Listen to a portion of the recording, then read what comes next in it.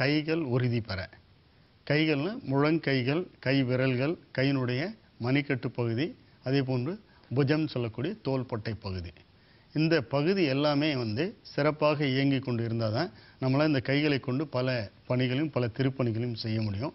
அதனால் எழுத்து வேலைகள் அதிகமாக இருக்கிறவங்க, அப்புறம் கைகளை கொண்டு அதிகமாக வேலை செய்யக்கூடிய பணியில் இருக்கிறவங்க, அப்புறம் கைகளை கொண்டு பல்வேறு சூழக்கூடிய பயிற்சிகளை செய்யக்கூடியவங்க, அல்லது வாழ்க்கை பணி நிமித்தமாக கைகளை அதிகமாக பயன்படுத்துவங்க, இந்த பயிற்சிகளை செய்து கொண்டே வந்தாங்கன்னா இந்த ஆசன பயிற்சியின் வாயிலாக கையில் ஏற்படக்கூடிய நடுக்கம், கையில் ஏற்படுகின்ற வலி, தோள்பட்டையில் வரக்கூடிய வலி, அதே போன்று கை விரல்களில் ஏற்படக்கூடிய ஒருவித அசைவு இல்லாத இரத்த போக்கு தன்மை குறைவாக இருக்கின்றது, மருத்துவ தன்மை, இவற்றை கூட மாற்றக்கூடிய ஆற்றல் இருக்கு.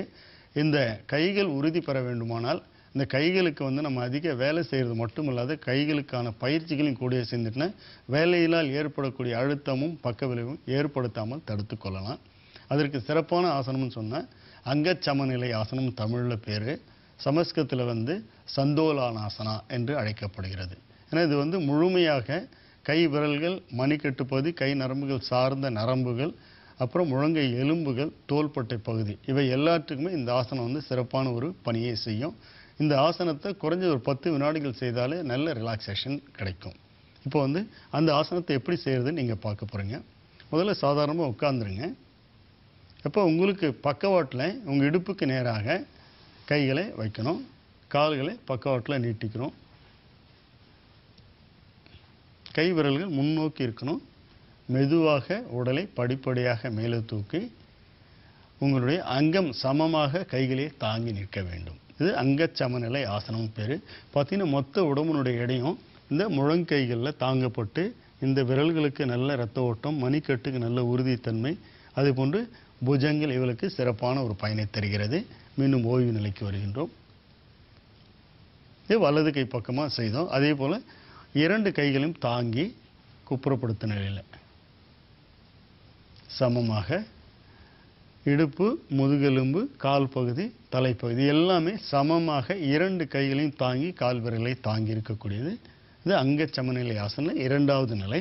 அதனால் வலது பக்கம் செய்தோம். இப்போ குப்புறப்படுத்தணும். அதே போன்று 2 கைகளும் பின்னோக்கி வளைத்து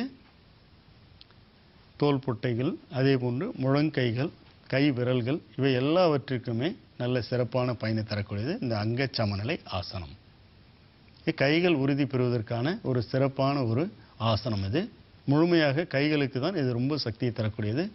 2 புஜங்கள், அதே போன்று 2 முழங்கைகள், கை விரல்கள் போன்று தூக்கி உடலை நிறுத்தப்படும் பொழுது அந்த கை விரல் இருக்கிற நரம்புகளும் அதை சார்ந்து இணைத்திருக்கிற எலும்புகளுக்கும் நல்ல இரத்த ஓட்டத்தை ஏற்படுத்தும். அதே போன்று கை விரல்கள் பார்த்தீங்கன்னா நிறைய பேருக்கு கொஞ்சம் வளைஞ்சி இருக்கிற மாதிரி இருக்கும், நடுக்கம் வரும். முக்கியமான சில இதெல்லாம் எழுதும்போது அல்லது பயம் வரும்போது இந்த ஆசனத்தை செய்யும்போது அந்த நடுக்கம் படிப்படியாக குறைக்கப்படும். மீண்டும் ஓய்வு நிலைக்கு வருகின்றோம்.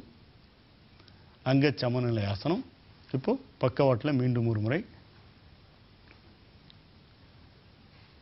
2 கைகளையும் பக்கவாட்டில் வைத்து மெதுவாக கைகளையும் உடலையும் தூக்கி காதுகளுக்கு மேலாக கைவிரலை கொண்டு வரும். உடலுடைய எடை சமமாக இருக்கும். அதாவது கையினுடைய மணிக்கட்டு பகுதி, இடுப்பு பகுதி, காலுடைய குதிக்கால் பகுதி இவையெல்லாம் ஒரே நேர்கோட்டில் இருக்கிற மாதிரி பயிற்சி செய்யும்போது அது மட்டும் இல்லாமல் உங்களுக்கு உடம்பு தாங்கக்கூடிய எடை அதிகமாக இருக்கிறமா குறைவாக இருக்குன்னா இந்த ஆசனத்தின் மூலம் நீங்கள் தெரிஞ்சுட்டு படிப்படியாக எடை அதிகமாக இருந்தால் கூட படிப்படியாக குறைச்சி கொண்டு வந்துடலாம். மீண்டும் ஓய்வு நிலை. கைகள் உறுதி பெறுவதற்கான அங்க சமநிலை ஆசனம் சமஸ்கிருதத்தில் சந்தோலனாசனா என்று அழைக்கப்படுகிறது. மீண்டும் ஒரு முறை பக்கவாட்டில் கைகள் இங்கு வைத்து 2 கைகளுக்கு இடுப்புக்கு ஒரு அரை அடியிலிருந்து 1 அடி உங்களுடைய உடல் வாகுக்கு தகுந்தது போல பக்கவாட்டில் கைகளை தாங்கிய நிலை. சாதாரண சுவாசமாக இருக்கணும். இடுப்பு, கைகள், மேல் நோக்கிய கைகள், அதே போன்று கால் பகுதி எல்லாமே ஒரே நேர்கோட்டில் இருக்கிற மாதிரி இருப்பதால் எல்லா அவயங்களுக்குமே அழுத்தத்தையும் இறுக்கத்தையும் குறைத்து படிப்படியாக கைகளுக்கு நல்ல உறுதித்தன்மை தருகிறது. மீண்டும் ஓய்வு நிலை. மீண்டும் நேரிய நிலையில் 2 கைகளையும் வைத்து அங்க சமநிலை ஆசனம். கைகள் இடைவெளி 1 அடி இருக்கணும். இடுப்பு பகுதி சமமாக இருக்கணும். கால்கள், தலைப்பகுதி இவைகள் எல்லாமே ஒரே நேர்கோட்டில் இருக்கணும். கால் விரல்களிலும் கை விரல்களிலும் தாங்கி உடலை சமமாக வைப்பது இந்த அங்க சமநிலை ஆசனம். கைகளுக்கு முக்கியமாக உறுதி பெறக்கூடிய தன்மையை தரக்கூடியது. மீண்டும் ஓய்வு நிலை. மீண்டும் மல்லாந்து படுத்த நிலை. கைகளை தாங்கி இடுப்புக்கும் கைகளுக்கும் ஒரு அரை அடி. மீண்டும் மெதுவாக லேசான மூச்சு காற்று எடுத்துக்கொண்டு மேல் நோக்கி உயர்த்துகின்றோம்.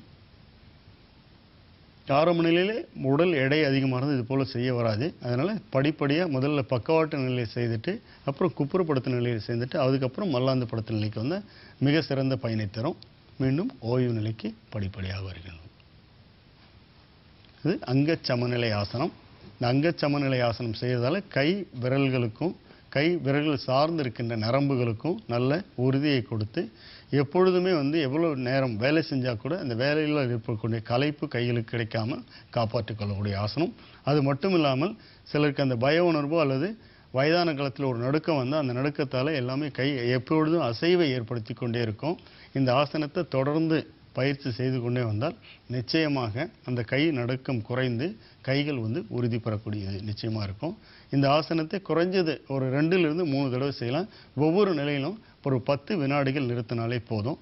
அதுக்கப்புறம் உங்களுக்கு அதிகமான நேரத்தை ஒதுக்க முடியும்னா 20 வினாடிகள் வரைக்கும் அந்த நிலையில் நாம் இருக்கலாம். இது முடித்த பிறகு ஓய்வு நிலைக்கு வந்துட வேண்டும். இது காலையில் மாலையில் எப்பொழுதும் போல ஒரு 10 வினாடியிலிருந்து 20 வினாடிகள் இருமுறை பயிற்சி செய்த சிறப்பான பயனை தரும்.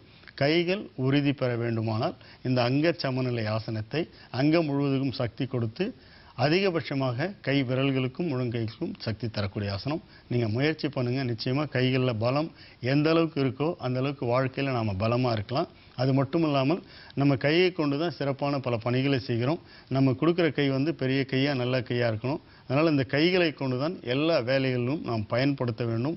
இந்த விரல் அசைவுகள் எந்த அளவுக்கு நல்லா இருக்கோ அந்த அளவுக்கு கைகள் சார்ந்த நரம்புகளுக்கும் நமக்கு சமமாக இருக்கிறது, நன்றாக இருக்கிறது இந்த பொருள். இது மாதிரி கைகள் வந்து வேலை செய்ய செய்ய செய்ய உறுதி வரணும். அந்த உறுதியின் வாயிலாக வாழ்க்கையில் நமக்கு மன உறுதி, உடல் உறுதி, வாழ்க்கையில் ஒரு தெளிவு ஏற்படுத்தும். அதனால் கை வந்து நடுக்கமோ அல்ல கையில் வரக்கூடிய சில நடுக்கத்து மட்டும் இல்லை, சில பேர் விரலில் இப்படி நீட்ட சொன்னால் 1 விரல் 2 விரல் 3 விரல் 4 விரல் 5 விரல் அது மாதிரி ஒவ்வொரு விரலும் நீட்டப்படும் பொழுது சரியாக இயங்க வேண்டும்.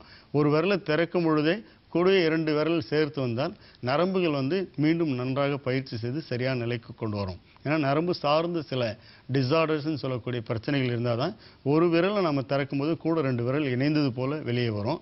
அதனால் அது போல் வர்றது வந்து அவ்வளோ நல்லது கிடையாது.